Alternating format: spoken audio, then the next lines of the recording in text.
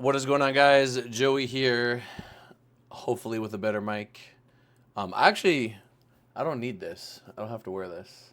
So you guys can see my massive ears. Um, Delaney. Gonna break down Delaney's meet. It was an interesting meet. Got some notes here.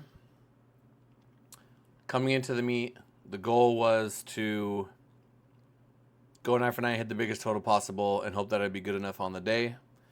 Obviously, win. Joe came in, hit the gym numbers on the platform. So, I kind of thought he was going to do that because he did it at Raleigh. So there was no reason for me to expect a domestic competition. And based on prior performances, I thought he would be able to hit that. And for us to be able to hit what we needed to hit, we needed to hit a big squat. And I ran the numbers. I tried to set up the openers to leave the door open for Delaney to hit his best gym numbers. But Delaney, when he hit those numbers, was he was significantly heavier. Like 5 to 6 pounds. So there's a couple interesting things about his meet. He changed his nutritionist coming into the meet. I believe this nutritionist is more local. And the way Delaney's lifestyle is, he doesn't do well with like just straight macros. He does well with like knowing exactly what foods to eat. Like just tell me what it is and the amount. So he changed to somebody that does that. Her name's Tiffany. I think she did a great job. I'm actually going to try to get another one of my lifters with her. Shout out Tiff. So I felt that, I guess we'll get into it when we get to the squat, but most of the questions that I had coming into this meet for Delaney were around nutrition. It was like, what kind of Delaney is going to come in? What kind of strength are we going to have on the day? And that's kind of the same thing with him, with Keiko, with anybody that does like a significant cut with the rest at Sheffield. I'm like, what are we going to get? What's going to show up? I can plan for all the good numbers in the gym, but I need to see how they feel after the cut. He felt great. It wasn't a matter of like feeling good or bad or anything like that, but it's just how you feel and what you have. Like he might have kept all of his muscle for when he was like 195, 196, 194, whatever. But if we're 188 2 weeks out, and we hit 327 in the gym way back, like in January, November, I think it was November, it's not the same, right? Bench was good. Deadlift, we worked on technique a lot, but I'll talk about that when we get there. This footage was taken from the meet on his channel. So if you guys want to head over there to Delaney's YouTube, just YouTube Delaney Wallace, and it should be like the first thing that pops up. You guys can see everything that's going on. So opener here, I wanted to set the opener up to potentially go for that big squat. I really wanted to hit like 320 to 325. That was very, very, very deep. If you look at his hip crease, one thing about this, you see the veins in the legs. That is an extremely lean individual.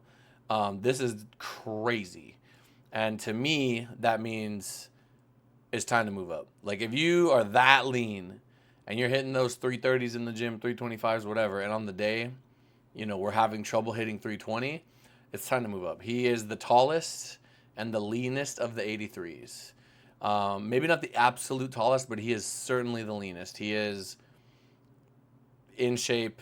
He can, not to say that the other guys aren't in shape, but he's like very, very lean, to the point where it is probably a detriment for the platform. He can do well in the 83s. Don't get me wrong. He is one of the best 83 kg lifters in the world by far, and he proved that. But the issue is where we're at on the day and where we came from in the gym. I'd like to hit those gym numbers on the platform, and if we're getting that shredded and we're losing that much off the top end, then it's probably time to move up.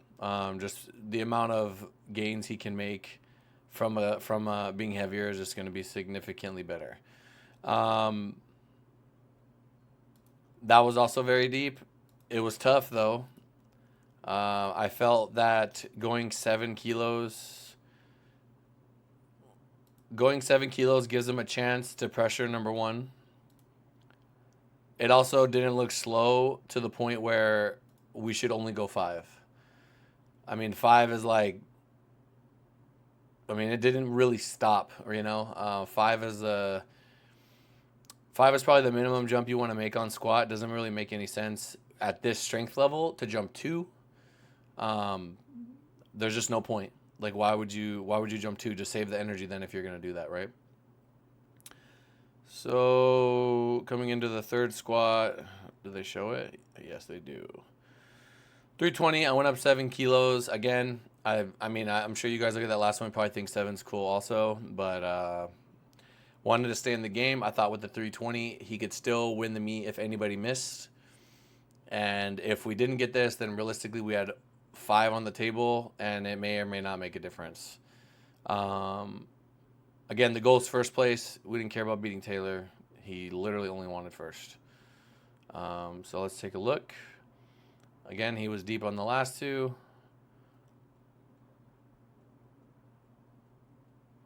Just a little too heavy. Thank you, spotters. It was right there. I asked him what was up, and he said, I just didn't execute. Well, he's an athlete, and he's going to say that, but I just think it was a little bit too much for what he had on the day. And then I'm talking to him about the cut. I'm talking to him about... You guys can see all this over there. Or on his channel. All the behind-the-scenes stuff. For bench, after what happened on squat, I'm like, I'm just going to make 3 benches. I'm not really too concerned about anything at this point other than making lifts. And then I started thinking, I know he wants to get first place. Missing that squat, it's probably not going to happen if everybody executes. So I want him to let's get a good placement. Like you're one of the best guys in the building. Let's handle business. So you saw the opener, very smooth. I think I went up like 10 keys. A little bit slower. I said, you know what? Let's just go 5. I don't wanna make any mistakes. 460, 458, something like that. Did he have another 2? No, cameraman. No, that was the worst timing to move. I'm sorry, guys. I maybe had another 2. God, I am so sorry about that. But it is what it is. Somebody probably told him to move, or he wanted to get out of the way, or I was in the way. But yeah, I mean, again, you just want to stack the chips. If all your lifts end up looking like that in a meet, it's probably okay. Which you guys will see when we talk about Keiko in the next video. So getting ready for deadlifts now. Now we got to start looking. That's my brother Chris helping out in the back. Now we got to start looking out for what other people do. We want to really make sure that, like I said, just want to make 3. Now for deadlift, and here in my notes, I have here, we worked a lot on technique for deadlift coming into this competition because it was a big thing to emphasize, because in the past, it's like he'll lock it out, but like his lockout is a little soft. One knee is a little soft. He's got friction, you know. It could be an indicator that he was leaner this meet, which is why the lockout was so smooth. But essentially, I really just try to emphasize making sure that when he pulls, it's really just like this last little bit of it. Like, let me see if I can do it like this. Yeah, so it's really, because he does pull mixed grip, making sure that that underarm is like, you want to make it long. You want to artificially create length by dipping that arm down. I don't know what Chris is saying right now. And then I think I went to 7. Oh, that's the third. Did we miss the second? I don't know if we have the second on here. Nope, that's the second. There we go. So second attempt, that looked great, fantastic. I'm not seeing the technique problems that usually come up. I kept emphasizing hamstrings, really extend the quads, make sure your hamstrings straighten out, fall through with the glutes, make those arms nice and long, get the shoulders back, and he did that. And for a lifter to get a lift that has previously been a pain point, as a coach, it feels very good, feels very rewarding. It makes me. Let me see if we can. Yeah, I think the second attempt was 335. I want to say. So 771 to be a huge PR. I was so happy to get this because, like I said, when you have that technical issue and it's just killing you every meet, and then you get it right when it matters on a big stage, and it's a big number, it's damn near 800 pounds, right? I mean, it's just so rewarding. It's so rewarding to see he got it, and his grip was solid, and his knees were locked. And one thing that I really liked about this pull is if you watch, he doesn't have the longest arms. There are guys that from this position, their fists are already on the bar, right? Good position with the knees, hips, good angle, feet angled out. All this is great. Shoulders artificially creating that length. Sometimes I worry about him being a little bit more hunched forward. But I've been giving him accessories for extension without really like mentioning it too much. When he pulls the bar here, the bar's just about to break the ground. You see the slack is coming out. It's bent. Look where the bar is in his hands. It's in his knuckles, right? The knuckles are firmly around the bar. Like this portion, the segment of the finger, I say knuckles down, right? Knuckles down. If your knuckles are facing down, you're going to have a better chance, especially if you pull this way, to get the lift. So, breaks the ground. It slides down a little bit, but he still got it. If it was any lower than that, we might be in trouble. It is heavy, but that powder, you guys see that powder, this is worth every penny. Watch on his left arm. You see that, like the powder just kind of come out. That powder is putting in work right there. That powder is putting in work. I think that was right on the money. Legs are locked. He even held it a little bit at the top. He's got it. 771 bones.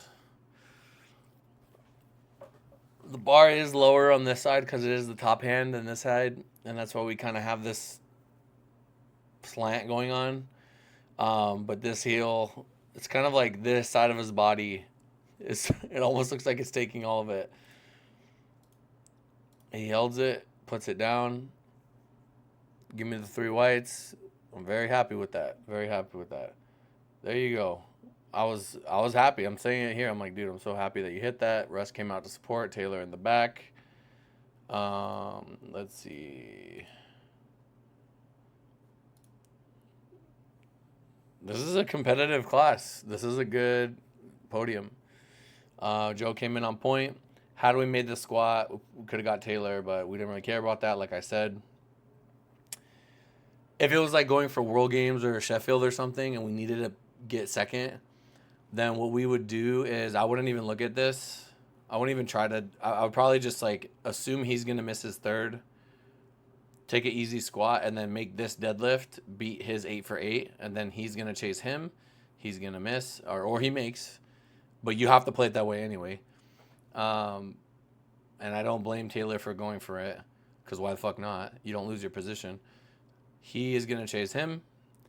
If he misses, then that's where you can jump him. And then the same thing is going to kind of happen here. He could go after him. He could go after him. That was exactly what I did with him against Sean was I played his lifts, like, because we missed the squat. I was like, okay, so let's just go for his 8 for 8, or I think it was 8 for 8. I think it was 8 for 8. Go for whatever he's at. Assume he's going to miss his third, which I coached Sean for 5 years. I know that third deadlift is like iffy. And then if he misses, he could take that third place. And that's kind of how you have to play it. And that's how you beat someone that's like, they got more than you on the day, or if you're in a deficit because you missed a lift, you have to plan for the third miss. That's like the only real way. And it worked out. And there's nothing, when you've done this for so long, I don't have any nerves. I don't need to think about it. I just do it. Like, what do we do now? Oh, we do this now. You know, that's it. It's like, oh, it's not like, oh, what am I going to do? It's like, no, you just, well, I got to worry about him. Yeah, I can worry about him, but we missed the squat, so we don't get to worry about him. We got to worry about him now. Shout out Angelo in the tracksuit. Anyway, really proud of you, Delaney. We've been all around the world. We've done everything there is to do. You're a 2-time world champion. We've gone to Sheffield twice. You've traveled the world with Keiko. You did seminars. You've won nationals. You've competed against the best. You've proven yourself time and time again. I remember in 2019, that first meet that we did at that one nationals, like you wasn't even in prime time, right? You weren't even in prime time. And look how far you've come. You're professional. You are just a good, solid person. You are tough. Plus 25 kg to the total. Can't be mad at that. Can't be mad at that. I'm thankful for everything. I'm thankful to have been here. I'm thankful for the journey. I'm excited to move up to 93s and see what we could do there. And I think you're far from done. But yes, hope you guys were able to pick something up from that little video, little presentation. Gonna do Keiko next. I don't really think there's anything that needs to be spoken about too much in the other ones. All the other ones after that were kind of just like, just go 9 for 9, you win the meet, right? Or you're not beating Ray Williams, so let's just have fun. Worlds in 9 weeks. I'm ready for that. That's what I'm ready for. It's more like 8 weeks. All right, guys. Shout out to Grant, Will, Chris, and little Cole for helping out in the back. I could not have done this week without them. They were literally the backbone of the warm-up room. Grant was great. When I like having Grant there, or Will, or whoever, I like to say, hey, I'm thinking about going 10. What do you think? And then if they think we could go more, that might influence me to go more or less. There are times when I just put my foot down. I'm like, nope, it's got to be this. There's nothing to talk about. But it is good to have them there. It's like you're never alone. And if I always have them with me, it really takes, like, obviously I work with Delaney for so many years. If I work with Keiko for so many years, I'm going to have like emotion because I care about them and I want them to do well. Obviously I've spent a decade plus of taking the personal out of it so I can be objective. But it is nice to have somebody there who is also looking at the same lift, but they are detached and they can just, I mean, every time an attempt goes off, if I just look at my phone, I got like 3 text messages from random people thinking of things. Tina's looking at it. All the boys are looking at it. Chris is right there in my face telling me what's up. So it's like I'm getting a lot of inputs, and then I just got to filter through that and find out, what I want to do. But there's nothing really to think about for this one. It's pretty straightforward. And it is nice to just have the same crew with me everywhere. Anyway, I'll get to that in another one. Thank you guys so much. Love you guys. Love you, Delaney. Love everybody. Let's get ready for the next one.